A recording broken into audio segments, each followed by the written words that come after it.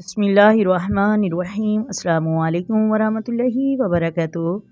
محترم ناظرین، اگر آپ کو یہ لگتا ہے کہ آپ پر جنات کا اثر ہے، کوئی سایہ وغیرہ ہے، آپ کو جنات پریشان کرتی ہے، آپ جنات سے پریشان ہیں، اور یہ حقیقت ہے جنات جو ہے وہ انسانوں کو پریشان کرتی ہے۔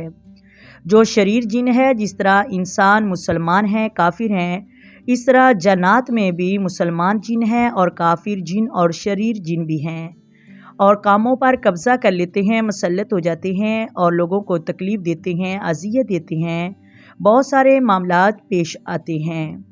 محترم ناظرین، جس طرح بعض لوگ کہتے ہیں کہ ہمیں یہ فیل ہوتا ہے کہ ہمارے پاس کوئی کانوں میں ہلکی ہلکی آواز آتی ہے، اور اس طرح ہم سوئے ہیں تو ہمیں ڈراؤنے خواب آتے ہیں یا پھر ہمارے سامنے آ جاتے ہیں جنات، ڈراؤنی شکلیں لے کر اذیت دیتے ہیں، تکلیف دیتے ہیں۔ اس طرح بہت سے معاملات ہوتے ہیں۔ ہم بیمار ہیں، ڈاکٹر کے پاس جاتے ہیں، ڈاکٹر نے تمام رپورٹ لے لی، ٹیسٹ وغیرہ لے لیے، ڈاکٹر کہتا ہے کہ کوئی مرض نہیں، بیماری نہیں، لیکن پھر بھی وہ شخص بیمار ہی بیمار ہوتا ہے، حتیٰ کہ وہ چل پھر نہیں سکتا، شاید بیمار ہو جاتا ہے۔ اس طرح کے بہت سے معاملات ہوتے ہیں۔ جنات کا اثر ہوتا ہے، ان سے بچنے کے لیے ہم جنات سے کیسے چھٹکارا پائیں؟ اگر آپ کو لگتا ہے کہ آپ کے اوپر کوئی اثر ہے، آپ پر کوئی جن مسلط ہے، آپ پر جن مسلط ہو گیا، جنہوں نے آپ پر قابو کر لیا ہے، ان تمام معاملات سے آپ کیسے چھٹکارا پائیں گے؟ آج میں آپ لوگوں کو ایک قرآنی آیات بتانے جا رہی ہوں، جنہیں جنات کو جلا دینے والی آیات کہا جاتا ہے۔ یعنی یہ وہ آیات ہے، اگر ان کو پڑھ کر آپ دم کر لیں گے تو جنات جو ہے وہ جل کر راکھ ہو جائے گی۔ جنات کو جلا دینے والی آیات ہے، اور نبی اکرم نے فرمایا کہ حدیث پاک میں ہے، حضرت عبداللہ بن مسعود کے پاس ایک شخص آیا، اس نے آ کر کہا کہ میں بیمار ہوں اور جنات مجھے پریشان کرتی ہے، تو حضرت عبداللہ بن مسعود رضی اللہ تعالی عنہ نے اس شخص کے کان میں ایک آیات کی تلاوت کی۔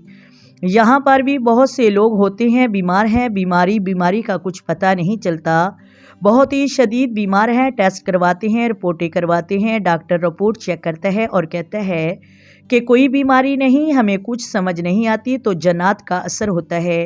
تو حضرت عبداللہ بن مسعود اس بیمار شخص کے کان میں جب انہوں نے آیات پڑھ کر دم کیا، وہ کون سی آیات ہے آپ لوگوں کو بتاتی ہوں۔ ان آیات کو پڑھ کر جیسے ہی دم کیا تو فوراً شخص ٹھیک ہو گیا، وہ صحت یاب ہو گیا، اور یہ پورا واقعہ نبی اکرم صلی اللہ علیہ وآلہ وسلم کی بارگاہ میں سنایا گیا، اور نبی اکرم نے حضرت عبداللہ بن مسعود رضی اللہ تعالی عنہ سے پوچھا کہ تم نے اس کے کان میں کیا پڑھا؟ تو حضرت عبداللہ بن مسعود نے عرض کیا کہ یا رسول اللہ، میں نے اس شخص کے کان میں سورۃ مومنین کی آیات تلاوت کی ہے۔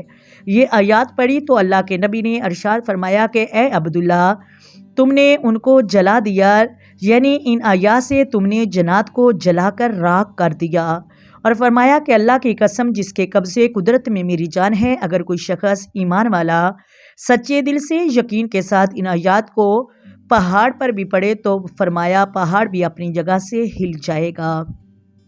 محترم ناظرین، یہ اتنی پاورفل آیات ہے، تو ان آیات کی آپ نے تلاوت کرنی ہے۔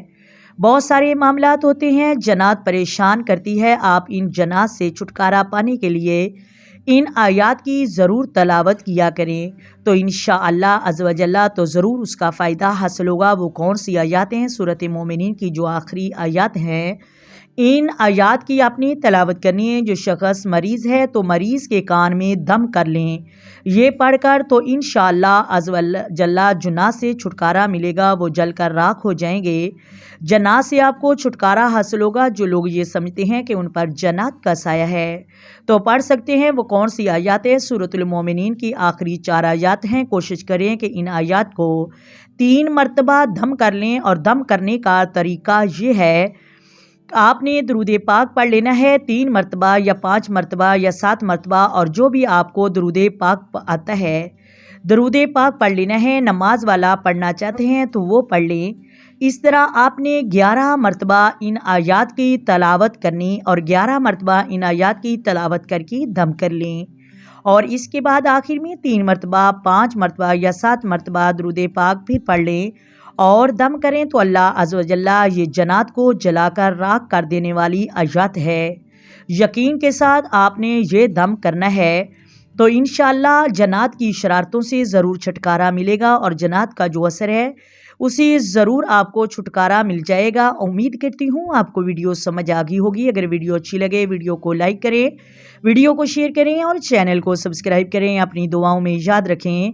آئیں مل کر آقا دو عالم نور مجسم سرور کائنات صلی اللہ علیہ وآلہ وسلم کی ذات پر درود و سلام کی نذرانے پیش کریں۔ الصلاۃ والسلام علیک یا سیدی یا رسول اللہ، الصلاۃ والسلام علیک یا سیدی یا حبیب اللہ، الصلاۃ والسلام علیک یا سیدی یا نبی اللہ، وعلی علیک وصحابک یا سیدی یا محمد رسول اللہ۔ اللہ حافظ جی۔